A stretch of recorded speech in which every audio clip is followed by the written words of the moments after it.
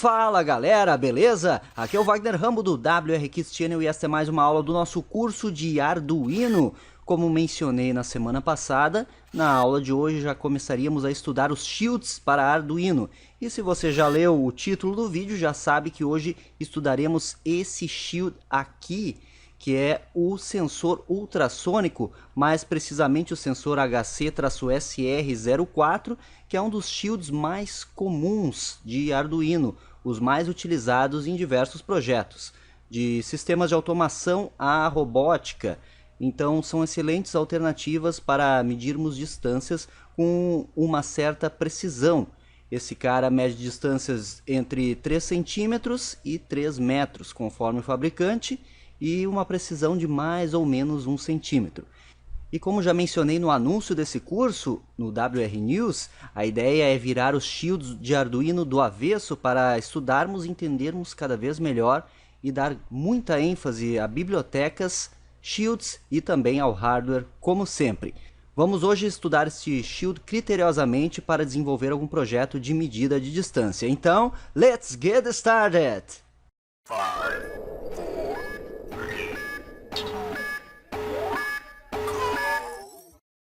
O datasheet pertinente ao HC-SR04 já está aqui, estou deixando ele para download na descrição do vídeo. Este fabricante informa que ele é capaz de medir distâncias de 2 centímetros a 4 metros, então varia um pouco de dispositivo para dispositivo, alguns é 3 centímetros a 3 metros, no caso este aqui afirma que é 2 centímetros a 4 metros. E aí ele dá todas as características, os pulsos de ultrassom são enviados em 8 ciclos de 40 kHz, que é fornecido internamente pelo shield. Ele precisa utilizar um trigger, um gatilho, para iniciar o envio de ultrassom pelo módulo transmissor, alimentado a 5 volts, o que é excelente para o uso com microcontroladores. E aí ele tem a entrada de 5 volts, trigger, o eco, que é a resposta do pulso, e o zero, que é o ground, o terra do circuito. Aí a corrente de trabalho 15 mA, a frequência de trabalho, provavelmente isso aqui é um erro, é 40 kHz, faltou o K aqui.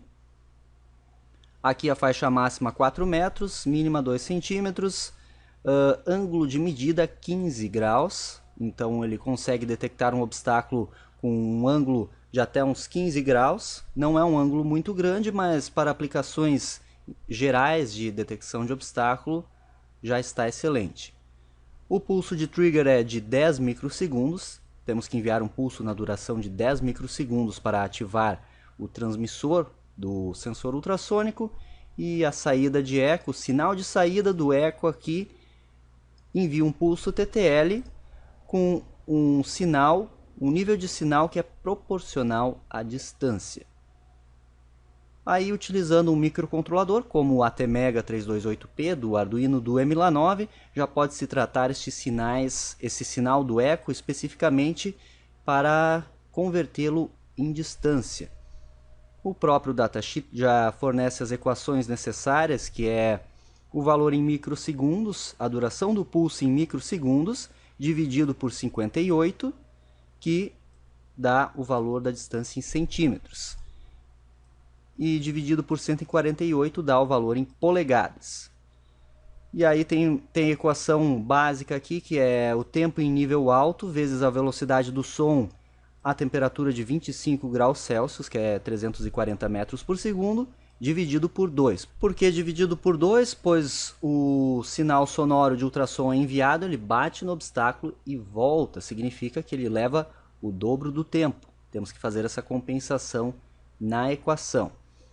E hoje eu quero analisar com vocês as curvas pertinentes a este módulo, que são muito bacanas de se analisar no osciloscópio. Já já vamos fazer alguns testes bem interessantes no laboratório. O diagrama aqui das curvas principais é este, então 10 microsegundos, níveis TTL, ou seja, 5 volts, enviando um pulso de 10 microsegundos. No momento em que o pulso vai de high para low, ele aguarda um tempo bem pequeno e envia 8 ciclos na frequência de ultrassom, que são os 40 kHz, E logo depois, também aguarda mais um tempo, a nossa saída de eco responde em nível alto, também TTL, 5 volts, com o sinal proporcional à distância medida. Mas esse datasheet consiste em um nível muito alto de abstração. Vamos analisá-lo na aula que vem quando desenvolvermos um projeto de um medidor de distância. A intenção da aula de hoje é analisar criteriosamente o hardware do módulo de ultrassom. E aí eu tenho o diagrama esquemático pertinente ao módulo de ultrassom. Vejam que não é tão complexo assim, mas é bastante interessante de analisarmos. Basicamente temos aqui o módulo transmissor, vejam T40, e aqui o módulo receptor R40. Aqui estão os nossos conectores, 5 volts, ground, trigger e eco. Este componente aqui é um microcontrolador STC11, que é responsável por todo o processamento do módulo. Este componente é o nosso conhecido MAX232, que converte níveis TTL para níveis seriais. Ele é utilizado neste caso aqui como um buffer para acionar o módulo transmissor, o componente transmissor de ultrassom. Também vamos ver estas curvas características. E temos aqui o TL074, que é equivalente ao LM324, que nada mais é do que um circuito integrado contendo 4 amplificadores operacionais no mesmo encapsulamento. O que ocorre é que o eco é enviado, recebido aqui pelo receptor, o R40, e aí estes operacionais consistem em fazer uma espécie de conversão AD prévia e também um estágio de buffer e ganho do sinal enviado pelo transmissor. E com isso temos este transistor NPN, que é chaveado de tal forma a fornecer uma tensão proporcional aqui no seu coletor, que é aplicada ao microcontrolador STC11. Esse microcontrolador tem um clock externo de 4 MHz, vejam o cristal aqui com os dois capacitores, é a configuração clássica mesmo de microcontroladores. E então, a partir deste sinal que P61, o pino de entrada, recebe, é feito um processamento neste cara aqui que envia o nível alto para a saída de eco, proporcional ao tempo medido. O trigger de 10 microsegundos é aplicado em P50 e temos aqui na saída P53 o controle de um transistor PNP. Lembrando da eletrônica básica, um transistor PNP entra na região de saturação quando aplicado nível baixo em sua base.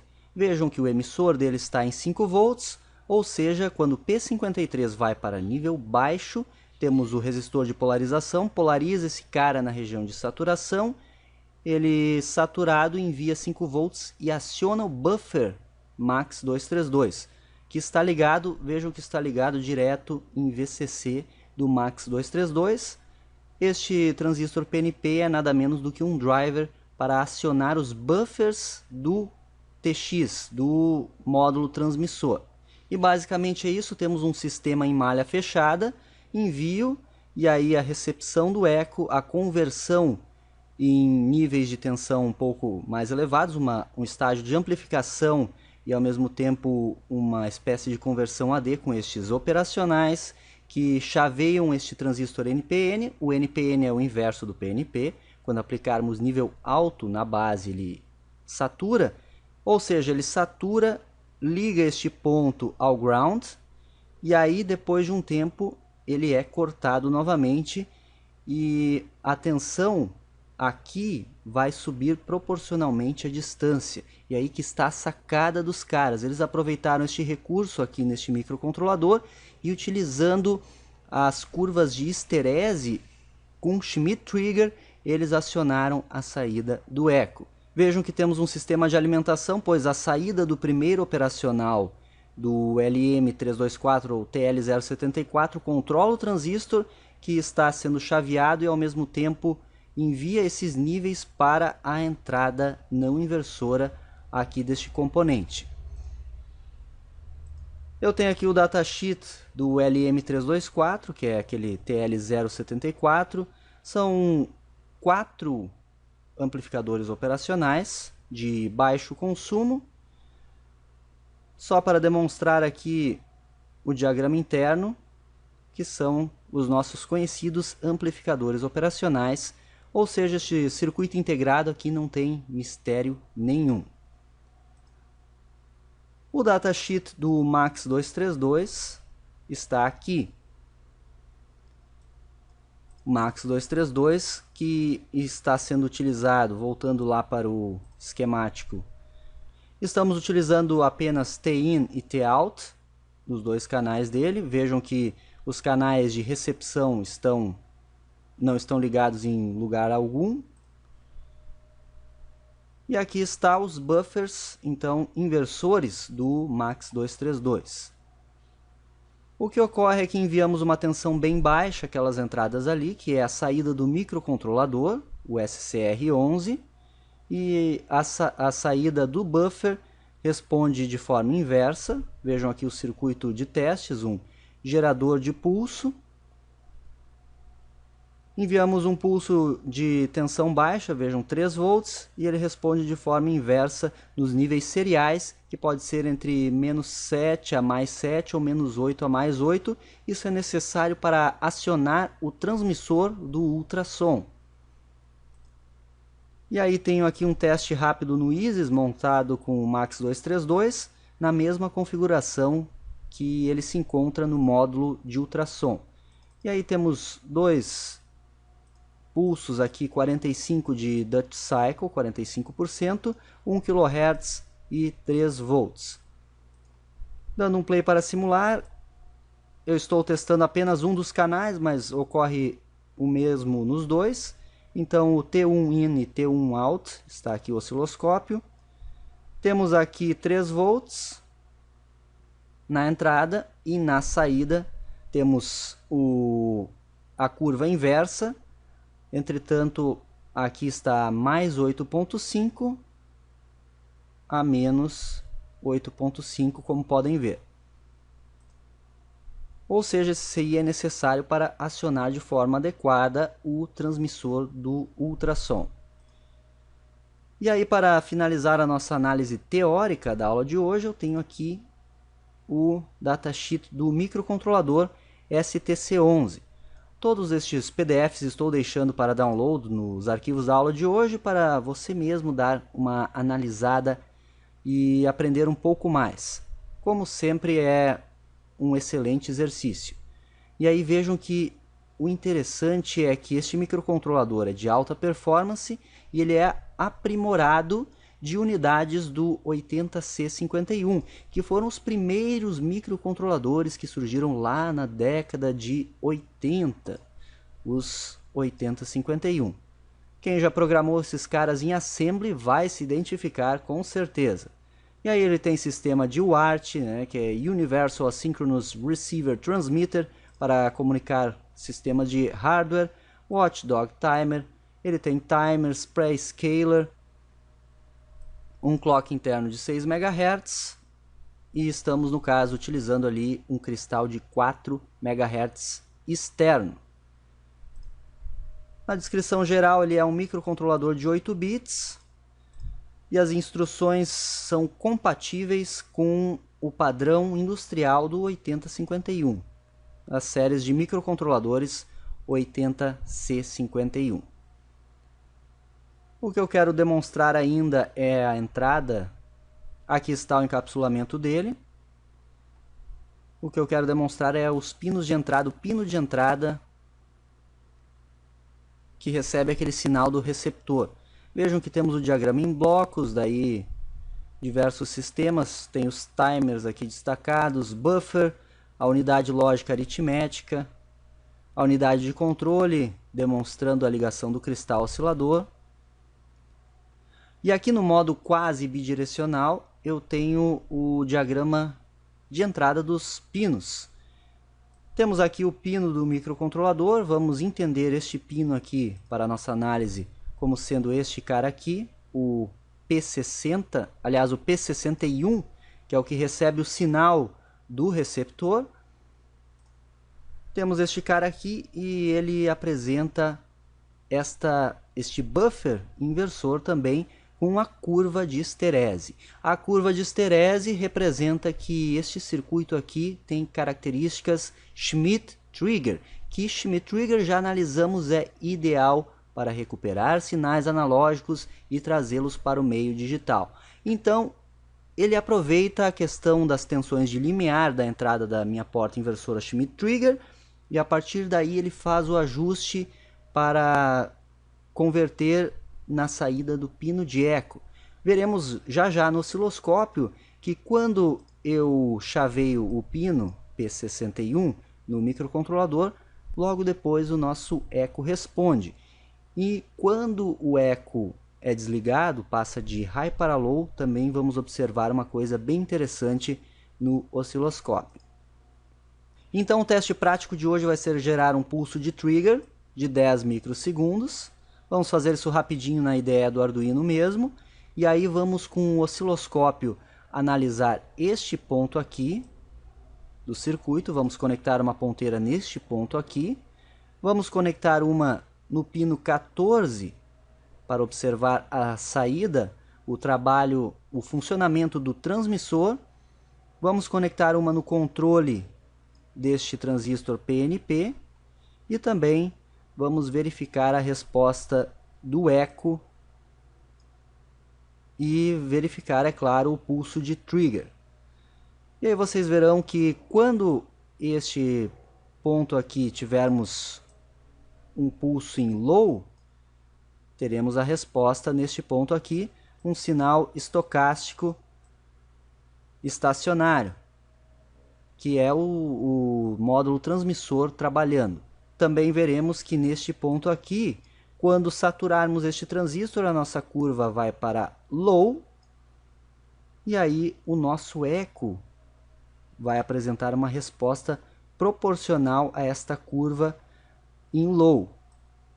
Só que uma resposta inversa, que é um pulso em high, e quando o eco for para low, nível baixo, vamos analisar a tensão neste ponto aqui com o osciloscópio.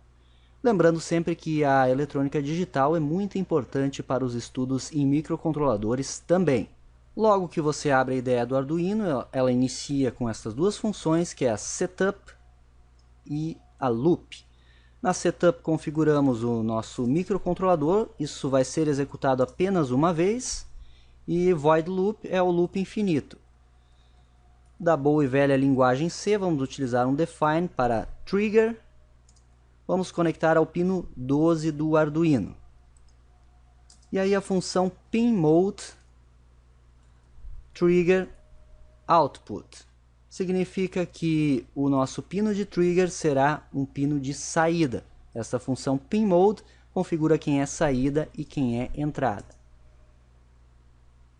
E digital write, que é escrita digital, vamos escrever no pino trigger low, que é para ele iniciar em nível baixo.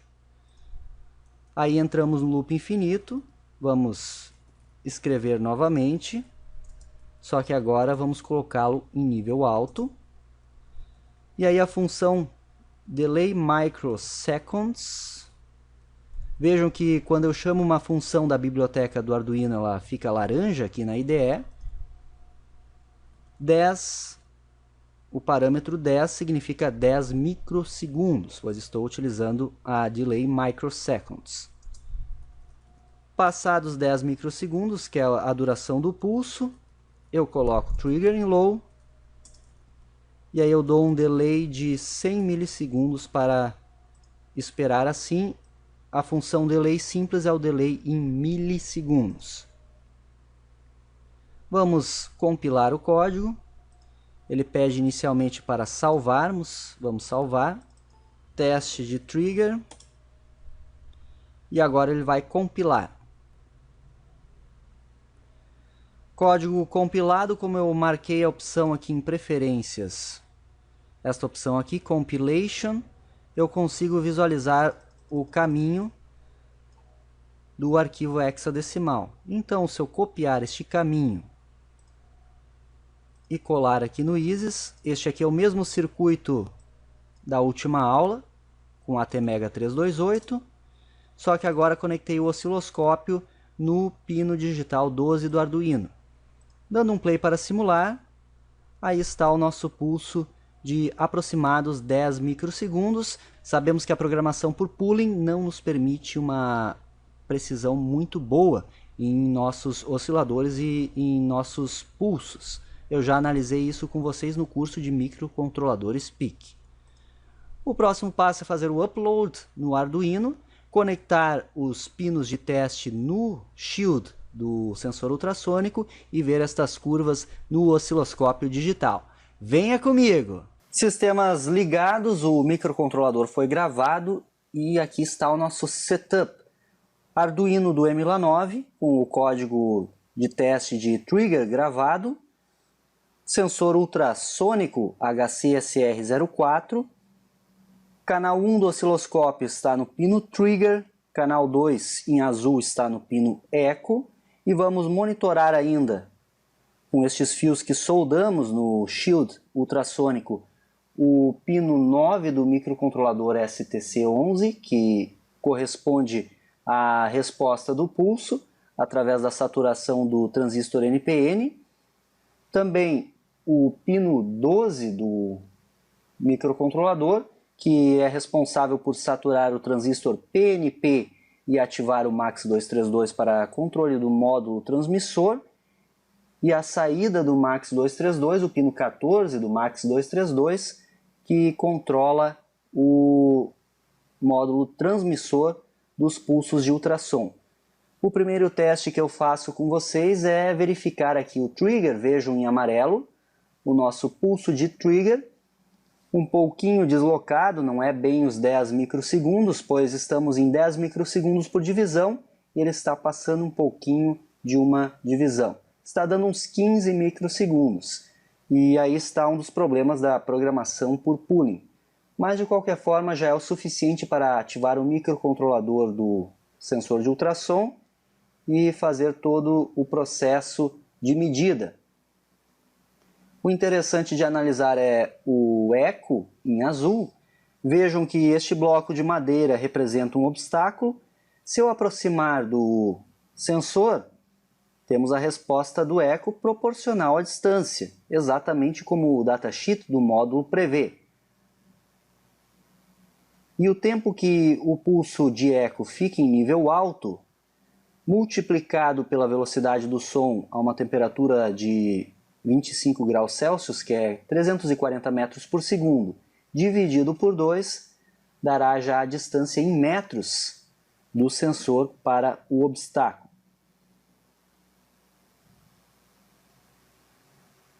Significa que o módulo ultrassônico está funcionando.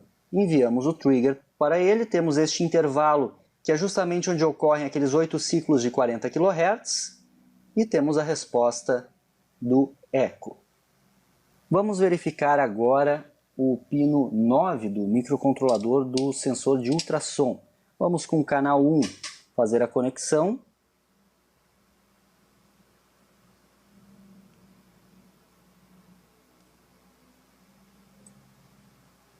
Canal 1 do osciloscópio vai no pino 9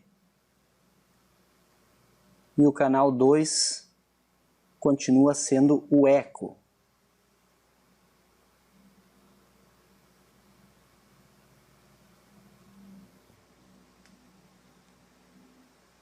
Vejam a curva do canal 1. Vamos dar um zoom vertical.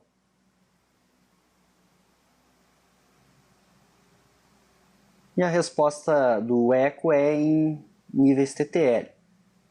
Vamos movimentar aqui um pouco para enxergarmos melhor. Vejam o que ocorre no canal 1. O canal 1 é exatamente o coletor do transistor NPN, no diagrama esquemático, que vai para a entrada 9 do microcontrolador STC11. O que ocorre é que na saída do operacional temos um pulso em nível alto, que satura o transistor NPN. Saturando o NPN, o seu coletor vai apresentar um nível baixo, e aí temos esta queda que vocês estão visualizando aqui. Ele permanece um tempo em nível baixo, no caso aqui ele está a 500 microsegundos, e aí ele volta a subir. Mas vejam que ele já não sobe para os mesmos níveis. Este máximo aqui tem o valor de 5 volts aproximadamente, aí ele desce a 0 e sobe até um valor em que podemos medir logo mais.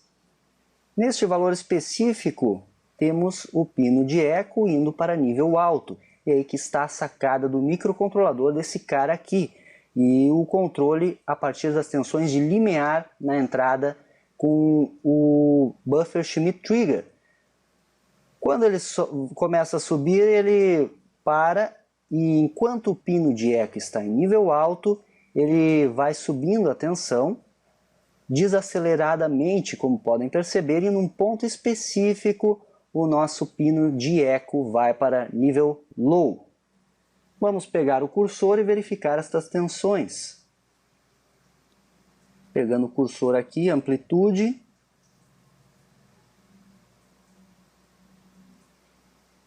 O ponto aproximado em que o eco vai para nível low é 1.76 volts. E aquele o segundo cursor, que é neste ponto aqui, onde a curva tangencia, é 1.4 volts. Percebam que a sacada dos engenheiros que bolaram este sistema está justamente nas tensões de limiar da entrada Schmitt Trigger, que aproveita esta característica da porta Schmitt Trigger para fazer um equacionamento neste microcontrolador, que aí não conhecemos as lógicas empregadas, mas pelas curvas podemos estimar o que foi feito, mantém o pino de eco em nível alto à medida que estamos na região proibida da entrada Schmitt Trigger, como já analisamos diversas vezes aqui no canal, especialmente na videoaula de abstração digital, novamente vou citar esta videoaula, e também na videoaula do oscilador CMOS. Basicamente a sacada é essa, e vejam que temos a modificação desta curva à medida que movimentamos o obstáculo. Se afastarmos um pouquinho mais o sensor do obstáculo, a curva e as tensões de limiar acompanham a resposta do eco. Então esta análise é bem interessante de ser feita. E agora, para encerrar a nossa análise, vamos conectar o canal 1 do osciloscópio no pino 12 do microcontrolador, STC, e vamos conectar o canal 2 na saída do MAX232. Canal 1 na saída do microcontrolador, que é o controle do transistor PNP, e o canal 2 na saída do MAX232. Observem a curva, e agora se eu movimentar aqui não vai acontecer nada, pois estamos vendo a transmissão do ultrassom, a parte que transmite o ultrassom. E aí pode-se ver claramente o controle a partir do driver com o transistor PNP. Quando o nosso canal 1 vai para nível baixo, que é este pulso in low, temos aqui o tempo de resposta do MAX232, que obviamente seria um pouco melhor se houvesse um capacitor de desacoplamento no circuito integrado, pois os capacitores de desacoplamento funcionam como uma fonte de ação rápida para o circuito integrado, como já explicamos também aqui no canal. O tempo de resposta do CI, com esta curva aqui que vocês estão vendo, e aqui já é o controle por pulsos do nosso transmissor de ultrassom.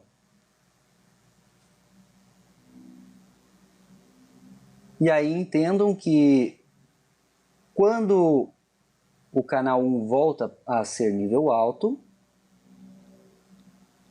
o MAX232 é desligado. E aí temos este efeito hipoamortecido em nossa curva. Este efeito de retardamento, que ele continua oscilando durante um tempo até se desligar totalmente. Bem certinho a curva de hipoamortecimento. E a operação deste cara está nos 24 volts. O pico máximo aqui está em 24 volts. Obviamente a corrente é bem baixa. E isso encerra a análise criteriosa do hardware do dispositivo do Shield HCSR04 com Arduino. Na próxima aula vamos ver um projeto bem interessante de como utilizá-lo para um medidor de distância. Então é imperdível o nosso curso de Arduino aqui do WR Kids Channel. Então essa foi mais uma aula do curso de Arduino, espero que tenham gostado. Comenta aqui embaixo o que está achando do curso e de nossa metodologia. Semana que vem vamos ensinar já alguns projetos bem interessantes de medida de distância com o sensor ultrassônico. Aí vamos colocar ele em prática mesmo. Clique em gostei e compartilhe com todo mundo este vídeo, que isso nos ajuda pra caramba. Se é novo no canal, clique em se inscrever, assim você não perde nenhum vídeo, nenhuma novidade, nenhuma promoção da WR Kids. Qualquer dúvida, comente aqui embaixo que iremos responder o mais breve possível. Por hoje é isso, vou ficando por aqui, aquele abraço e até a próxima!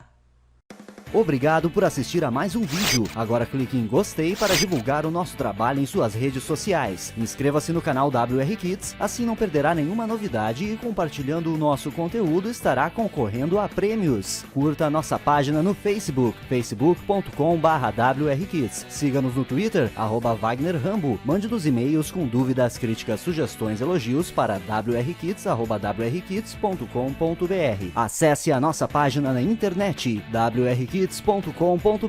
Confira todos os artigos e os produtos que temos a oferecer. WR Kids. Robótica sem obstáculos.